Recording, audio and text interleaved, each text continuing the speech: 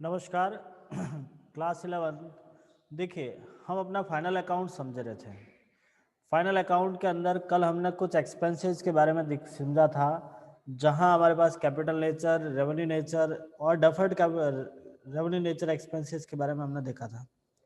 आज हम final account के जो टाइप्स है उनको थोड़ा सा समझने की कोशिश करते हैं, उनके फॉर्मेट्स को देखते हैं हम कि एक जो बिजनेस है, जो नॉर्मली सोल प्रोप्राइटर है, वो आपके लिए 3 फाइनल अकाउंट तैयार करता है।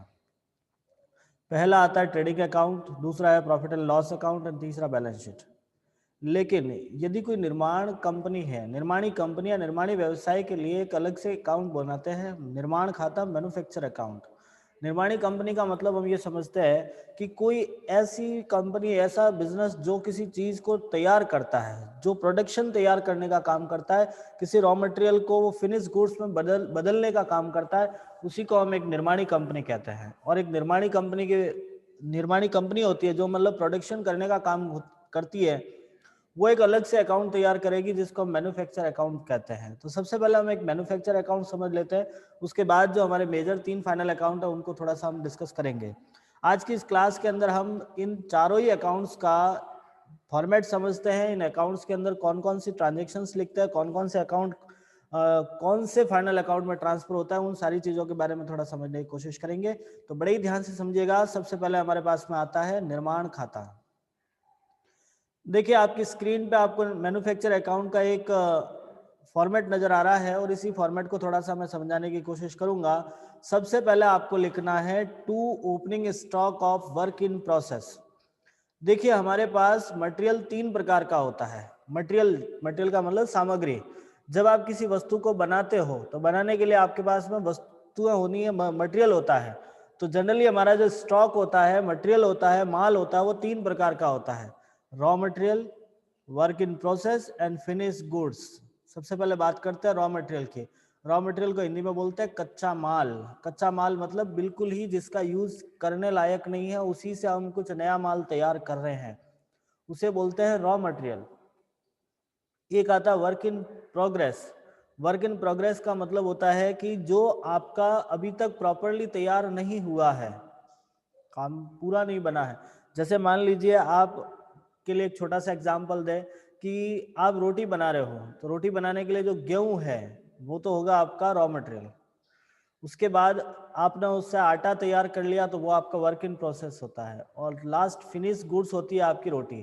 तो हर एक चीज़ के लिए हमारे पास स्टेप होते हैं, और जो चीज़ें, जो गुड्स आपने बिल्कुल ही यूज नहीं किया है, अभी तक बाकी है, जो यूज करने लायक है, मतलब उसको आगे रीप्रोसेस में डालने हैं, उसी को बोलते हैं आप रॉ मटेरियल। और जिसको आपने आधा कुछ यूज कर लिया है, मतलब वो अभी प्रोसेस में चल रहा है, तो उसे कहते हैं वर्क इन प्रोसेस। और जो तैयार हो चुका है, बेचने लायक है, जो कस्टमर डायरेक्टली यूज कर सकता है, उसे कहते हैं फिनिश गुड्स। तो हम यहाँ पे सबसे पहले लिखेंगे to opening stock of work in progress. उसके बाद आपको लिखना है to opening stock of raw material. उसमें ऐड करना है परचेज ऑफ रॉ मटेरियल। देखिएगा, आप रॉ मटेरियल का ही परचेज करते हैं। जब हम बिजनेस को चला रहे हैं, आपके प्रोडक्शन तैयार कर रहे हैं, तो रॉ मटेरियल का परचेज होता है। आप बाहर से खरीदने वाला जो माल होता है, वो आपका कच्चा माल ही आप बाहर से खरीदोगे। तो हम यहाँ पे लिखेंगे to opening stock of raw material add purchase of raw material. आप उसमें रॉ मटेरियल को ऐड करना है, जहां से लेस करोगे closing stock of raw material. देखिए, हमारे पास 2 स्टॉक होते हैं, opening stock and closing stock. Opening stock का मीन्स जो फर्स्ट डेट को आपके पास स्टॉक है, जब ईयर स्टार्ट हुआ, और स्टार्टिंग डेट को जितना आपके पास स्टॉक होगा उसे बोलते हैं ओपनिंग स्टॉक। और जो क्लोजिंग डेट होता है, जिस दिन आपका ईयर क्लोज हो रहा है, उस दिन जितना भी आपके पास पैसा बचेगा, उसे कहते, सॉरी, स्टॉक बचेगा, उसे क्लोजिंग स्टॉक कहते हैं। तो आपको यहाँ से क्लोजिंग स्टॉक लेस करना है। ये प्रोसेस करने से आपके पास में आएगा मटेरियल कंज्यूम्ड। जो आप रॉ मटेरियल को ओपनिंग स्टॉक में परचेज ऐड करोगे, लेस करोगे क्लोजिंग स्टॉक, तो उसके बाद जो आपकी कैलकुलेशन आएगी उसको बोलोगे रॉ मटेरियल कंज्यूम्ड। तो आप यहाँ पे दिखाओगे मटेरियल कंज्यूम। उसके बाद आपको लिखना है by closing stock of work in progress. जितना वर्क इन प्रोसेस का क्लोजिंग स्टॉक है उसे आपको बाय में दिखाना है। By sales of waste material, waste material का मतलब होता है कि जब आप प्रोडक्शन करते हो, जब आप किसी चीज को तैयार करते हो तो उसमें से बहुत सारा वेस्टेज निकलता है। जैसे मान लीजिए आप लोगों ने देखा होगा कपड़े सिलवाने का काम हम देखते हैं। मान लीजिए आपके पास एक कपड़ा आपको सिलाना है, एक ड्रेस सिलानी है, तो जितना आपने कपड़ा दिया पूरा यूज नहीं होता है, उसको काट के सिलना पड़ता है। तो जब आप उसको काट रहे हो तो उसको यूज कर रहे हो तो उसमें से कुछ वेस्ट निकलता है, हम ये कह सकते हैं कुछ वेस्ट निकलता है। तो उस वेस्ट को भी यदि आप बेच कर पैसा ले रहे हो तो आपको लिखना होगा by sales of waste material. उसके बाद हम यहाँ पे लिखते हैं टू वेजेज, ये सारे ही डायरेक्ट एक्सपेंसेज होते हैं। डायरेक्ट का मीन्स जो प्रोडक्शन करने से रिलेटेड एक्सपेंसेज है। आप मैन्युफैक्चर अकाउंट के अंदर उन सारे खर्चों को दिखाते हो जो एक वस्तु को बनाने के लिए खर्च किया जाता है, एक फैक्ट्री को चलाने के लिए जो खर्च किया जाता है उन सबको आप मैन्युफैक्चर अकाउंट में दिखाते हो। जहां सबसे पहले लिखते हैं टू वेजेज, वेजेज का मीन्स होता है मजदूरी, जिस कैसी भी मजदूरी है आपको यहाँ पे दिखानी है। To direct expenses, direct expenses का मतलब होता है जिस स्थान से आपने माल खरीदा है वहां से आपके बिजनेस तक, मतलब आपके फैक्ट्री तक या गोडाउन तक लाने के लिए जो खर्च होगा उसे आप डायरेक्ट एक्सपेंसेस कहते हो। नेक्स्ट आता है कैरिजेज इनवर्ड, कैरिजेज का मतलब होता है भाड़ा। आपने जो माल मंगवाया था उसका जो भाड़ा दिया है, आने माल मंगवाने का जो भाड़ा दिया है उसे कैरिजेज इनवर्ड कहते हैं। नेक्स्ट आता है कार्टेज, कार्टेज का मतलब होता है ठेला भाड़ा, हिंदी में इसको बोलते हैं ठेला भाड़ा। देखिए कार्टेज कैरिजेज जनरली सेम ही होते हैं, ज़्यादा कोई चेंजेस नहीं है, बस आपको ओनली भाड़ा लिखा हुआ है या गाड़ी भाड़ा लिखा है मतलब कैरिजेज होगा, और कार्टेज है मतलब ठेला भाड़ा होता है। फिर आती है कस्टम ड्यूटी, कस्टम ड्यूटी को हिंदी में बोलते हैं सीमा शुल्क। देखिए सीमा शुल्क कैसे लगती है, तो जब आप अपना माल किसी अनदर स्टेट से मंगवा रहे हो, जैसे आपको राजस्थान में माल मंगवाना था गुजरात से, तो गुजरात की बॉर्डर पर एक टैक्स लगता है। बॉर्डर जब क्रॉस करते हो तब आपको टैक्स देना होता है, उसे हम कस्टम ड्यूटी बोलते हैं, सीमा शुल्क हिंदी में कहा जाता है। डायरेक्ट एक्सपेंसेज होता है, प्रोडक्शन से रिलेटेड है, इसीलिए आपको यहाँ दिखाना है। फिर आता है एक्साइज ड्यूटी, एक्साइज ड्यूटी का मतलब होता है उत्पाद शुल्क, उत्पाद शुल्क। देखिए हम प्रोडक्शन जब करते हैं तो उत्पादन करते हैं तो उसके बदले में आपको सरकार को टैक्स देना होता है, हमें सरकार को कुछ पेमेंट करना होता है, इसीलिए इसको भी एक डायरेक्ट एक्सपेंसेस मानते हुए आपको यहाँ दिखाना है। फिर आता है प्रोडक्टिव एक्सपेंसेस, प्रोडक्टिव एक्सपेंसेस का मतलब होता है कि आपको बिजनेस मतलब वस्तु बनाने से रिलेटेड उत्पादक खर्च जिसको कहते हैं, प्रोडक्शन करने से रिलेटेड जो खर्चा है वो लिखना आपको। मोटिव पावर, मोटिव पावर का मतलब होता है कि जैसे आपकी फैक्ट्री चलाने के लिए आपको ईंधन और शक्ति की आवश्यकता होती है, जैसे लाइट है, डीजल है, इस प्रकार का जो खर्चा लगता है। फैक्ट्री रेंट, आपके फैक्ट्री का किराया दे रहे हो तो भी आपको मैन्युफैक्चर में लिखना है। रिपेयर्स, आप किसी मशीन को रिपेयर करवा रहे हो तो आपको खर्च यहाँ लिखना है। फैक्ट्री एक्सपेंसेस, फैक्ट्री से रिलेटेड कोई भी एक्सपेंसेस क्यों नहीं हो, कोई भी खर्चा जिसके आगे फैक्ट्री वर्ड लगा हुआ है, याद रखिएगा आप आपके मैन्युफैक्चर में ही दिखाया जाएगा कि कोई भी एक्सपेंसेस जिसके आगे फैक्ट्री वर्ड नजर आ गया है मतलब वो आपको मैन्युफैक्चर में दिखाना है। कंज्यूमेबल स्टॉक्स, ऐसा कुछ खर्चा जो ऐसा कुछ आइटम जो वापस आप कंज्यूम कर सकते हो उसको लेना है। डेप्रीशिएशन ऑन प्लांट, प्लांट का डेप्रीशिएशन लग रहा है तो आपके यहाँ आएगा। अदर प्रोडक्शन एक्सपेंसेस, और कोई प्रोडक्शन से रिलेटेड एक्सपेंसेस है तो आपको यहाँ दिखाना है। इसके बाद इसका बैलेंसिंग फिगर निकालोगे वो आपका आएगा कॉस्ट ऑफ प्रोडक्शन। इन दोनों का बैलेंसिंग फिगर निकालने से जो भी वैल्यू आती है वो कॉस्ट ऑफ प्रोडक्शन के नाम से लिखी जाती है। तो ये था आपका मैन्युफैक्चर अकाउंट। मैं आपको पहले ही कह देता हूँ आज सिर्फ हम इस क्लास के अंदर इन तीनों या चारों फॉर्मेट को समझेंगे। हमारे क्वेश्चंस, इसकी प्रैक्टिस, इसके न्यूमेरिकल हम अपनी अगली क्लास में करवाएंगे। मैं आपको एक बार ये फॉर्मेट इसीलिए दिखा रहा हूँ कि आपके माइंड में ये चीज़ें क्लियर हो जाए कि कौन से अकाउंट में क्या लिखा जाता है। क्योंकि देखिएगा मैं भी जानता हूँ इतना सब कुछ एक समय में याद नहीं हो सकता है, लेकिन एक हल्का सा नॉलेज के तौर पे हम इन चीज़ों को समझाने की कोशिश कर रहे हैं। तो आप बड़े ही ध्यान से समझिएगा, इन चीज़ों को देखिएगा कि हमारे पास कौन से अकाउंट में क्या चीज़ ट्रांसफर हो रही है। एटलीस्ट इनको सीखने के लिए आपको प्रैक्टिस करना पड़ेगा, जब बार बार प्रैक्टिस करोगे तब समझ में आएगा। लेकिन हल्के तौर पर एक बार आपको ये आपके दिमाग में ये माइंड मैप क्लियर हो जाए कि इस अकाउंट में ये एक्सपेंसेस ट्रांसफर हो गए। तो ये था आपका मैन्युफैक्चर अकाउंट। ये अकाउंट केवल मैन्युफैक्चरिंग कंपनियां ही बनाती है, बाकी नहीं बनाते। जो नॉर्मल बिजनेस है वो ये नहीं बनाते हैं, केवल मैन्युफैक्चर कंपनी है तो वो इसको तैयार करती है। अब हम समझते हैं आगे वाला account, trading account. Trading account एक ऐसा अकाउंट है जो हर किसी प्रकार की संस्था या कंपनी या बिजनेस को बनाना पड़ता है। ट्रेडिंग अकाउंट को बनाने का उद्देश्य हमने पहले ही समझा दिया था आपको। इसमें ग्रॉस प्रॉफिट और ग्रॉस लॉस की कैलकुलेशन के लिए हम इसको बनाते हैं। Trading account end of the year prepare होता है। मैं कुछ ट्रेडिंग अकाउंट के बारे में पहले ही बता देता हूँ। हिंदी में इसको व्यापार खाता कहते हैं। पहली बात, ये कब बनाया जाएगा? तो वर्ष के अंत में। क्यों बनाया जाएगा? ग्रॉस प्रॉफिट या ग्रॉस लॉस की कैलकुलेशन के लिए बनाते हैं। और कैसे बनाते हैं तो ध्यान से देखिएगा। सबसे पहले लिखना है आपको टू ओपनिंग स्टॉक। ये जो स्टॉक है वो फिनिश गुड्स का स्टॉक होता है। अभी हमने 2 मिनट पहले 2 स्टॉक और समझाए थे, opening stock of work in process and raw material. ये दोनों ही आपके पास opening stock of raw material और वर्क इन प्रोसेस का था। इस अकाउंट के अंदर जो अभी आपकी स्क्रीन पे जो अकाउंट नजर आ रहा है, इस अकाउंट में जो स्टॉक लिखा है वो आपका फिनिश गुड्स होगा। अभी 2 मिनट पहले मैंने आपको समझाया था फिनिश गुड्स क्या होता है। फिनिश गुड्स का मीन्स वो माल होता है जो आप डायरेक्टली कस्टमर को बेच सकते हो, कस्टमर डायरेक्ट यूज कर सकता है, उसे फिनिश गुड्स बोलते हैं। जैसे आपका शर्ट है तो शर्ट फिनिश गुड्स होता है, लेकिन उसी का रॉ मटेरियल यदि आप देखने चाहोगे तो उसको बनाने के लिए जो कपड़ा तैयार हुआ है, कपड़ा जैसे आपका कॉटन का है तो कॉटन और उसके रेशे, उसके बाद उसका जो कपड़ा तैयार हुआ, तो वो सब रॉ मटेरियल का एक पार्ट माना जाता है और वर्क इन प्रोसेस का पार्ट माना जाता है। लेकिन जो कपड़ा आपने सिल के पहन लिया है या आप कस्टमर को पहनने के लिए डायरेक्टली दे रहे हो, वो आपके लिए फिनिश गुड्स होता है। वो आपका स्टॉक यहाँ शो होता है।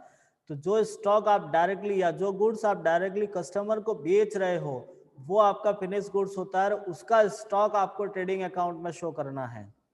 तो सबसे पहले आप लिखोगे टू ओपनिंग स्टॉक, फिर टू परचेज। आपने साल भर में कितना माल खरीदा है वो सारा यहाँ लिखना होता है। लेस करोगे यहाँ से परचेज रिटर्न या रिटर्न आउटवर्ड। देखो आपको थोड़ा सा घुमाने के लिए कोई भी वर्ड पूछ सकते हैं। रिटर्न आउटवर्ड लिखा है, उसका मीन्स भी परचेज रिटर्न ही होता है। तो आपको परचेज में से परचेज रिटर्न लेस करना है। फिर दिखाओगे बाय बाय सेल्स, जहां से लेस करोगे सेल्स रिटर्न या return inward. By sales and sales return आपको लेस करना है। Next by closing stock. फिर आपको डेबिट साइड में सारे एक्सपेंसेस दिखाने हैं। ये जो मैंने लिखे हैं इनके अलावा भी बहुत सारे एक्सपेंसेस भी हो सकते हैं। बाकी ये कुछ मेजर एक्सपेंसेस है जो जनरली हर बार प्रश्न में पूछे जाते हैं। ये सारे ही डायरेक्ट एक्सपेंसेस हैं। मैं एक बार फिर कह देता हूँ, ट्रेडिंग अकाउंट में ओनली डायरेक्ट एक्सपेंसेस ट्रांसफर होते हैं। डायरेक्ट एक्सपेंसेस क्या होते हैं? तो ऐसा खर्चा जो माल खरीदने से पर लगाया जाता है या माल जिस स्थान से माल खरीदा गया है वहां से व्यापार के गोदाम तक लाने के लिए जो खर्च होगा उसे आप डायरेक्ट एक्सपेंसेस कहते हो। तो दो बातें क्लियर हो गई। डायरेक्ट एक्सपेंसेस ही आपको ट्रेडिंग अकाउंट में ट्रांसफर करने हैं और ऐसा खर्चा जो आपने रास्ते में पे किया है, माल खरीदने के लिए पे किया है, उसी को आप डायरेक्ट एक्सपेंसेस कहोगे। अब मेजर तौर पे या मोस्टली कौन कौन से ऐसे एक्सपेंसेस है जिसको आप डायरेक्ट एक्सपेंसेस कह सकते हो, तो उसमें हमने लिखा है वेजेज एंड सैलरी। सबसे पहले देखिए एक बात ध्यान रखना, इसका एक छोटा सा कॉन्सेप्ट है, मैं बता देता हूं कि यदि आपको प्रश्न में वेजेज लिखा है, ओनली वेजेज है, 100% आपके ट्रेडिंग में आएगा। आप आंख बंद करके ट्रेडिंग में लिख सकते हो टू वेजेज। यदि आपको वेजेज एंड सैलरी लिखा हुआ है, वेजेज एंड सैलरी, तो भी आपके ट्रेडिंग में ही आएगा। यदि आपके यहाँ पे सैलरी एंड वेजेज लिखा है, ध्यान रखिएगा मैं जो क्या वर्ड बोल रहा हूँ, यदि आपको सैलरी एंड वेजेज लिखा होता तो ये यहाँ ना आकर प्रॉफिट एंड लॉस अकाउंट में आता। आप एक नोटबुक ले लीजिएगा, जो मैं बोल रहा हूँ उसे थोड़ा सा नोट करिए। पहला पॉइंट लिखना, यदि वेजेज है तो हमेशा ट्रेडिंग में आएगा, वेजेज एंड सैलरी है तो भी ट्रेडिंग में आएगा, लेकिन सैलरी एंड वेजेज है तो पीएनएल अकाउंट में जाता है। 3 पॉइंट मैंने आपको बताए हैं। वंस अगेन एक बार फिर बोल रहा हूं, बड़ी ध्यान से सुनिएगा। First, wages is always transfer in a trading account, wages and salary is always transfer in a trading account, and salary and wages is transfer in a P&L account। इस बात का ध्यान रहे, आपका सैलरी एंड वेजेज लिखा है तो profit and loss में ही ट्रांसफर होगा। उसके बाद 2 चीजें और आती है, प्रोडक्टिव वेजेज और अनप्रोडक्टिव वेजेज। आपको प्रश्न में लिखा है प्रोडक्टिव वेजेज, इसका मतलब आपको ट्रेडिंग में लेके जाना है। अनप्रोडक्टिव है तो आपको प्रॉफिट एंड लॉस में दिखाना है। ध्यान रखना, जो अनप्रोडक्टिव मतलब ऑफिस से रिलेटेड कोई खर्च किया है तो उसे प्रॉफिट एंड लॉस में दिखाना है। तो ये कुछ वेजेस के एडजस्टमेंट है। उसके बाद डायरेक्ट एक्सपेंसेस, जैसा कि नाम से क्लियर है आपको यही लिखना है। कैरिजेज इनवर्ड, आवक गाड़ी भाड़ा हिंदी में बोलते हैं इसको, आवक गाड़ी भाड़ा। देखिए कैरिजेज इनवर्ड है तो आपको ट्रेडिंग में लेके जाना है। कैरिजेज आउटवर्ड होता, एक वर्ड आता है कैरिजेज आउटवर्ड, कैरिजेज आउटवर्ड आपको प्रॉफिट एंड लॉस में दिखाना है। कैरिजेज इनवर्ड तो ट्रेडिंग अकाउंट में, बट कैरिजेज आउटवर्ड है वो प्रॉफिट एंड लॉस अकाउंट में दिखेगा। ठीक है। Next, freight, octroi and cartridge. Freight को बोलते हैं भाड़ा, रेल भाड़ा, ऑक्ट्राय चुंगी और कार्टेज ठेला भाड़ा। इन तीनों को हिंदी में बोलते हैं फ्रेट, रेल भाड़ा, ऑक्ट्राय चुंगी और कार्टेज ठेला भाड़ा। देखिए रेल भाड़ा तो आपको पता ही है क्या होता है। ऑक्ट्राय, ऑक्ट्राय का मतलब होता है चुंगी। चुंगी देखो आज नहीं लगती है, पहले लगती थी। एक स्थान से दूसरे स्थान पर जब आप माल लेके जा रहे थे तो माल का रोड पे टैक्स भरना पड़ता था, जो आज टोल टैक्स लगता है, उसी प्रकार से पहले चुंगियां लगा करती थी। तो ये जो चुंगी है वो आपका एक प्रकार से डायरेक्ट एक्सपेंसेस होता है। नेक्स्ट, कार्टेज में आपको बता चुका हूँ, ठेला भाड़ा होता है। Next, gas, fuel and power, जो ईंधन शक्ति है, जो पावर फ्यूल है, जो वो उसको आपको लिखना है। मैन्युफैक्चरिंग एक्सपेंसेस, निर्माण खर्च, आपको यही दिखाना है। रॉयल्टी, हिंदी में बोलते हैं अधिकार शुल्क, ये भी आपको यही दिखानी है। लेकिन ध्यान रहे, यदि आपको लिखा है रॉयल्टी ऑन सेल्स, देखो रॉयल्टी के भी 3 पॉइंट है। पहला पॉइंट, यदि आपको ऑनली रॉयल्टी लिखा हुआ है, केवल रॉयल्टी ही लिखा है, जैसे इसमें मैंने लिखा है रॉयल्टी, तब तो आपको ट्रेडिंग में दिखाना है। यदि आपको लिखा रॉयल्टी ऑन परचेज तो भी यही दिखाना है। लेकिन यदि प्रश्न में आपको लिखा है रॉयल्टी ऑन सेल्स, यदि प्रश्न में रॉयल्टी ऑन सेल्स लिखा हुआ है, तब आपको वहां दिखाओगे, कहां, प्रॉफिट एंड लॉस में। ठीक है। Import duty and custom duty. Import duty का मतलब होता है आयात कर, कस्टम ड्यूटी मीन सीमा शुल्क। तो आयात कर का मतलब होता है जब आपने कोई माल किसी विदेश से मंगवाया है, फॉरेन से मंगवाया है, तो आपको आयात कर चुकाना पड़ता है। और यदि माल आप किसी अनदर स्टेट से मंगवा रहे हो तब आपको कस्टम ड्यूटी पे करनी पड़ती है। दोनों ही आपके लिए डायरेक्ट एक्सपेंसेस है, रास्ते में पे किए जाते हैं। तो आपको यदि सवाल में लिख दिया जाए इंपोर्ट ड्यूटी, कस्टम ड्यूटी, तो दोनों को आपको ट्रेडिंग अकाउंट में दिखाना है। नेक्स्ट आता है duck charges and clearing charges. देखिए ये होता है आपका जो माल समुद्र मार्ग से आता है, जो समुद्र मार्ग से मतलब माल कैसे भी आओ, चाहे समुद्र से आओ, हवाई मार्ग से आओ, किसी भी तरह से आता है, आप उसको माल को छुड़वाने का खर्चा लगता है, उसे बोलते हैं डक चार्जेस या clearing charges. Factory expenses, factory से रिलेटेड कोई सा भी खर्च है तो आपको ट्रेडिंग में दिखाना है। उसके बाद आप इसका बैलेंसिंग फिगर निकालोगे, gross profit and gross loss निकलेगा। यदि आपकी डेबिट साइड कम आ रही है means gross profit, credit side कम आ रही है तो ग्रॉस लॉस। ये था आपका ट्रेडिंग अकाउंट का फॉर्मेट। अब हम समझते हैं एक बार पीएनएल अकाउंट का फॉर्मेट। मैं एक बार फिर कह देता हूं, आज केवल हम इस क्लास के अंदर इन फॉर्मेट्स को समझ रहे हैं, एक्सपेंसेस के बारे में समझ रहे हैं, इन खर्चों को लेकर समझते हैं, इनका मीनिंग क्या होता है, कौन सा एक्सपेंसेस कौन से फाइनल अकाउंट में ट्रांसफर करना है। ये मत सोचिएगा कि इस फॉर्मेट को देखते ही हमारा चैप्टर पूरा हो गया, नहीं बेटा, हमें बहुत कुछ काम करना है इस चैप्टर को लेकर। इस चैप्टर में बहुत प्रैक्टिस करनी पड़ेगी, एक एक अकाउंट को ट्रांसफर करना पड़ेगा। फिलहाल मैं सिर्फ आपको इस चैप्टर के बारे में समझा रहा हूँ, इन खातों के बारे में बता रहा हूँ। तो ये आपका ट्रेडिंग अकाउंट था। अब हम समझते हैं प्रॉफिट एंड लॉस अकाउंट को। देखिए, एक बड़ा सा अकाउंट आपको नजर आ रहा होगा, बहुत सारे खर्चे हैं आपके पास में। इन सभी खर्चों को थोड़ा सा देखना पड़ेगा, क्योंकि डायरेक्ट एक्सपेंसेस के अलावा बाकी जितने भी एक्सपेंसेस बचते हैं वो सारे ही प्रॉफिट एंड लॉस में ट्रांसफर होते हैं। तो हम सबसे पहले प्रॉफिट एंड लॉस के अंदर दो चीजें ट्रांसफर करते हैं, gross profit and gross loss.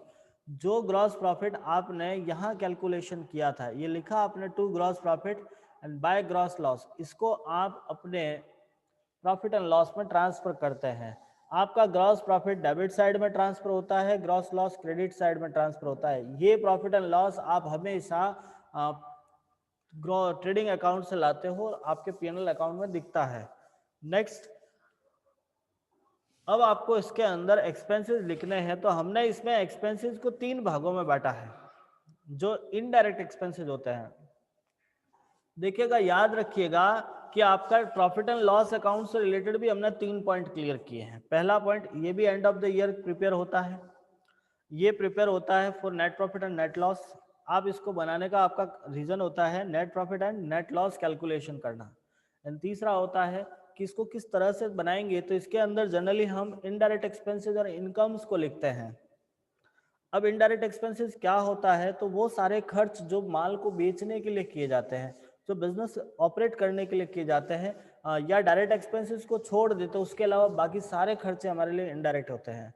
हमने इनडायरेक्ट एक्सपेंसेस को 3 अलग अलग भागों में बांटा है, जिसमें पहला आता है office and administration expenses. Office और एडमिनिस्ट्रेशन, कार्यालय एवं प्रशासनिक खर्च। एक आता है आपका सेलिंग एंड डिस्ट्रीब्यूशन एक्सपेंसेज, विक्रय एवं वितरण खर्च, और financial expenses and abnormal expenses, मतलब असामान्य और वित्तीय खर्च। एक खर्चों को हमने 3 अलग अलग भागों में बांट दिया है। सबसे पहले हम समझते हैं office and administration expenses. Office से रिलेटेड कौन कौन से खर्चे होते हैं, जिसमें पहला आता है सैलरी। देखो, सैलरी से रिलेटेड एक पॉइंट बताता हूं मैं आपको, सैलरी को हिंदी में वेतन कहते हैं।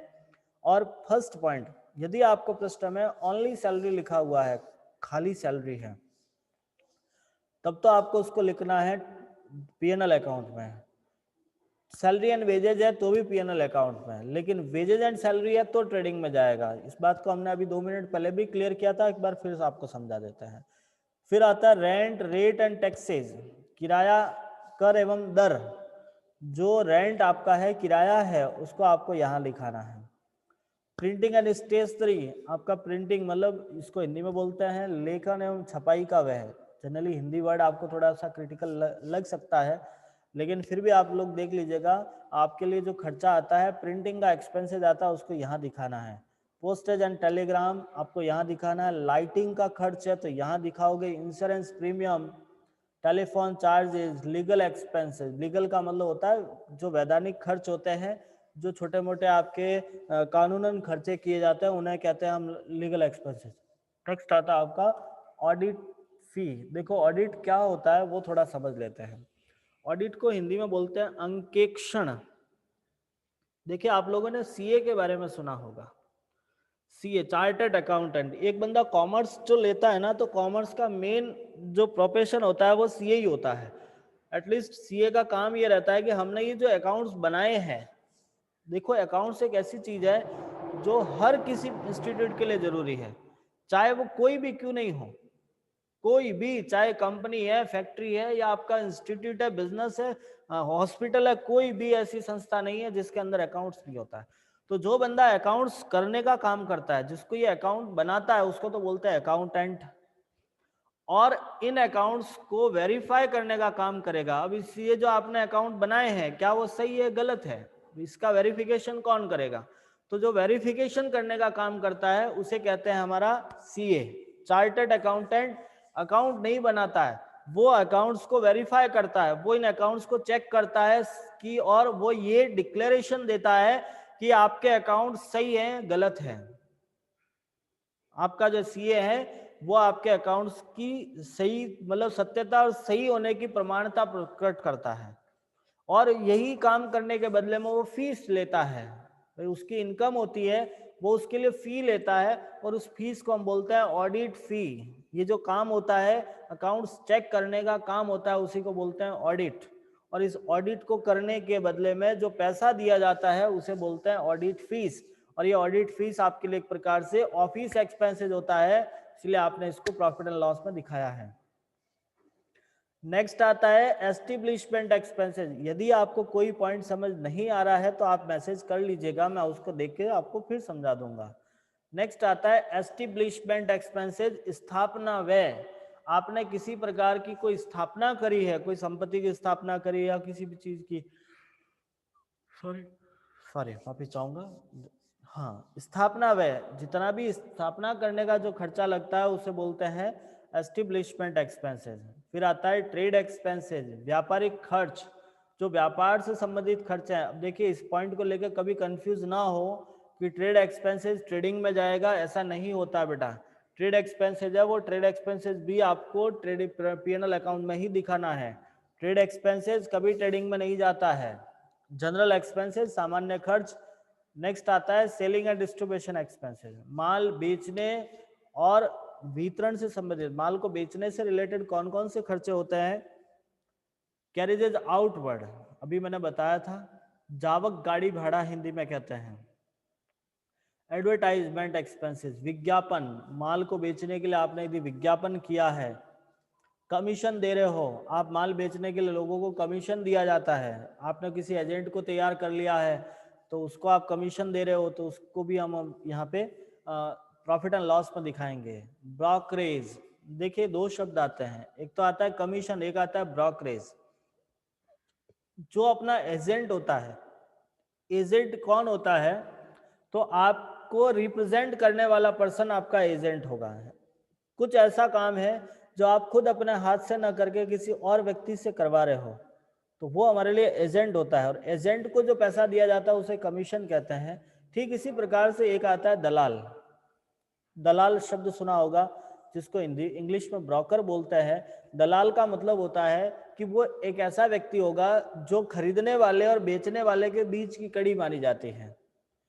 दलाल खरीदने वाले लोगों की ओर से भी पैसा ले सकता है और बेचने वाले की ओर से भी पैसा लेता है, वो दोनों ही साइड से काम करता है, क्योंकि उसके पास खरीदने वाले लोग भी उसी के पास जाते हैं और बेचने वाले लोग भी उसी के पास जाते हैं। जिस व्यक्ति को माल खरीदना है वो भी एक दलाल के पास जाते हैं और कहते हैं भैया मुझे ये सामान चाहिए। जो बेचने वाला है वो भी एक ब्रोकर के पास जाके कहता है भैया मुझे ये सामान बेचना है। तो वो व्यक्ति जो खरीदने बेचने दोनों के बीच की कड़ी होती है उसी को हम ब्रोकर कहते हैं, और उसको जो पैसा दिया जाता है उसको ब्रोकरेज कहते हैं। फिर आता है बैड डेब्ट्स। बैड डेब्ट्स के बारे में तो आप जानते ही हो, जब किसी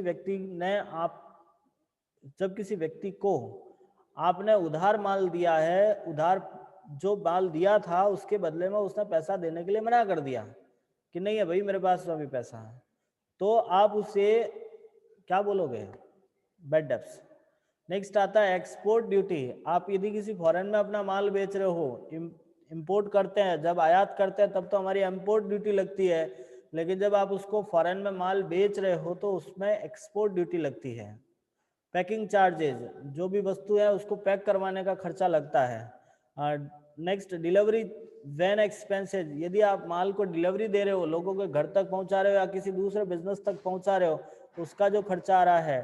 ट्रैवलिंग एक्सपेंसेस, बिजनेस को लेकर यदि आपने किसी प्रकार की ट्रैवल की है तो उसका एक्सपेंसेस आता है।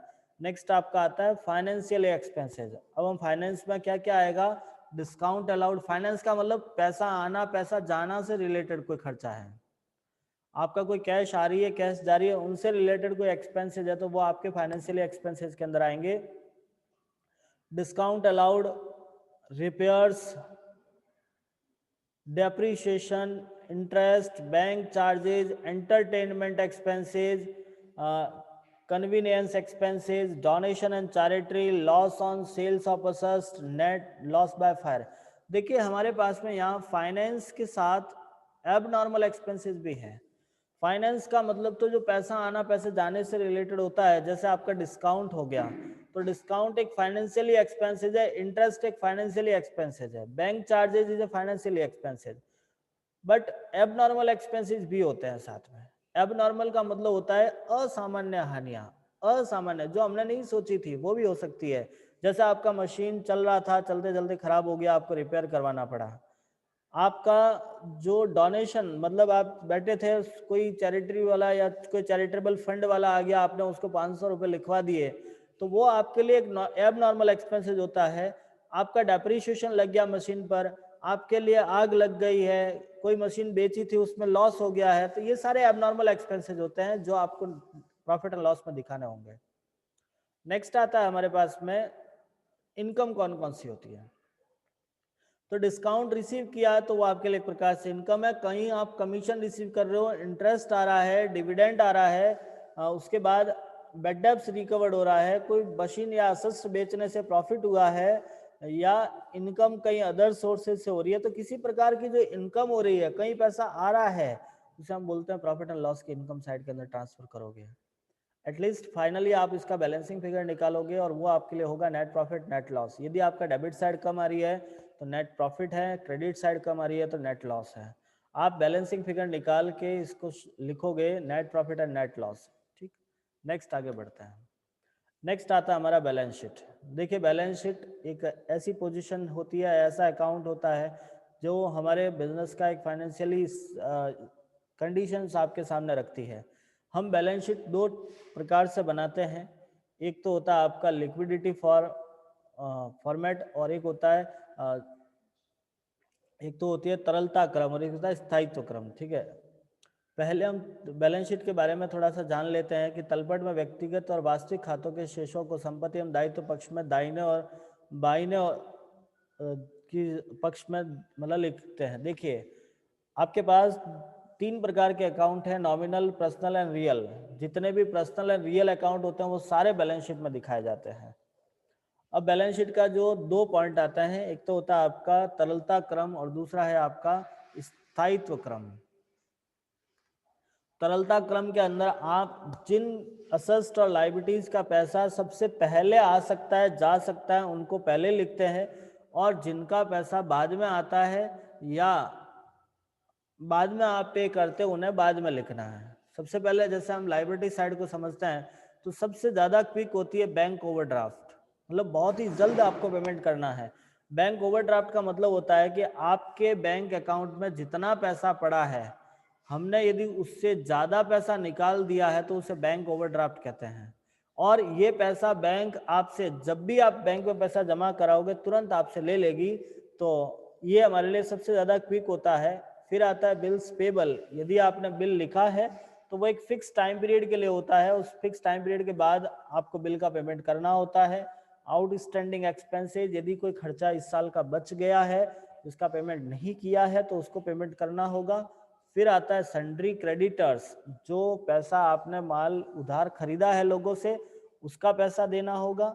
लोन, यदि किसी से आपने लोन लिया है तो उसका पैसा देना है। और लास्ट में आता है कैपिटल। ठीक, यदि हम असेट्स साइड की बात करते हैं तो सबसे ज़्यादा क्विक होता है कैश इन हैंड। जो पैसा आपके पास पड़ा है, जो कैश में है, वो सबसे ज़्यादा क्विक होता है। फिर आता है आपका कैश एट बैंक, जो बैंक में आपका पैसा पड़ा है। फिर बिल्स रिसीवेबल, जो बिल आपने लोगों से रिसीव किया है, एक फिक्स टाइम बाद आपको उसका पैसा मिल जाएगा। सन्ड्री डेटर्स, आपके जो डेटर्स है जिसको आपने उधार माल बेचा है उनसे पैसा आता है। स्टॉक जो आपके पास पड़ा है, स्टोर पड़ा है। प्रीपेड एक्सपेंसेस, जो पैसा आपने पहले से पेड कर लिया है उनको लिखना है। Investment, furniture, plant and machinery, land and building and goodwill. ये था आपका तरलता क्रम। ठीक इसी प्रकार से स्थायित्व क्रम, ज्यादा कोई चेंजेस नहीं है। जो चीजें उसमें पहले लिखी थी वो इसमें सबसे लास्ट लिखी जाएगी, बस उल्टा क्रम करना उसको। जैसे हम लायबिलिटी साइड देखते हैं तो capital, loan, creditors, outstanding expenses, bills payable and overdraft. इधर देखोगे तो goodwill, land and building, plant and machinery, furniture, investment, prepaid expenses, store, stock and trade, sundry debtors, bills receivable, cash bank and cash in hand. देखिए एक बात clear करता हूं मैं आपको कि यदि प्रश्न में आपको क्लियर लिखा हुआ है स्थायित्व क्रम या तरलता क्रम, उस कंडीशन में तो आपको इस जो सीक्वेंस को आपको फॉलो करना है। बाकी यदि कोई नहीं लिखा हुआ है तो कोई जरूरी नहीं इस सीक्वेंस को फॉलो करना, आप डायरेक्टली बना सकते हो, जैसा आपको सूटेबल हो बना सकते हो। बस इस बात का ध्यान रखना है कि आपको लायबिलिटी सारे इधर लिखने हैं, असेट सारी इधर लिखनी है। मैंने आपको इस फॉर्मेट को दिखाने का मेरा रीजन सिर्फ इतना सा था कि आपको ये थोड़ा सा पता चल जाए कि कौन सी लायबिलिटीज होती है, कौन सी असेट होती है। इसके अलावा हम इस चैप्टर को और अब हम आगे इसको थोड़ा सा क्लियर करेंगे कि हमारे पास में ट्रेडिंग पीएनएल बैलेंस शीट को बनाने के लिए हमने एक छोटा सा फॉर्मेट तो समझ ही लिया है। अब हम कोशिश करेंगे कि इनको एक बाय एंट्री को समझते हुए इनको सॉल्व करेंगे और उसके न्यूमेरिकल ट्राई करेंगे। मैं उम्मीद करता हूं कि आपको इस फॉर्मेट को देखकर हल्का थोड़ा बहुत समझ में आया होगा कौन सा अकाउंट कहाँ ट्रांसफर होता है। एक बात और ध्यान रखिएगा कि इनसे रिलेटेड मैंने आपको पूरी नोट्स भेजे हैं, इस चैप्टर से रिलेटेड सारे फॉर्मेट और मैंने आपको सेंड किए हैं। आप उन फॉर्मेट को अपने नोटबुक में लिखिए, क्योंकि जब आप उस फॉर्मेट को लिखोगे तब आपको 50% तो यूं याद हो जाएगा कि इस अकाउंट में इस प्रकार का खर्चा ट्रांसफर हो रहा है। तो कोशिश कीजिएगा अपने नोटबुक में ये सारा लिख दीजिएगा, ताकि आपको थोड़ा सा समझ में आ जाएगा ये काम करना कैसे है। मैं उम्मीद करता हूँ आप मेरी बात बहुत अच्छे ढंग से समझ रहे हो और जैसा मैं कह रहा हूँ वैसा कर भी लोगे। इसी आशा के साथ मैं इस क्लास को एंड करता हूँ। धन्यवाद।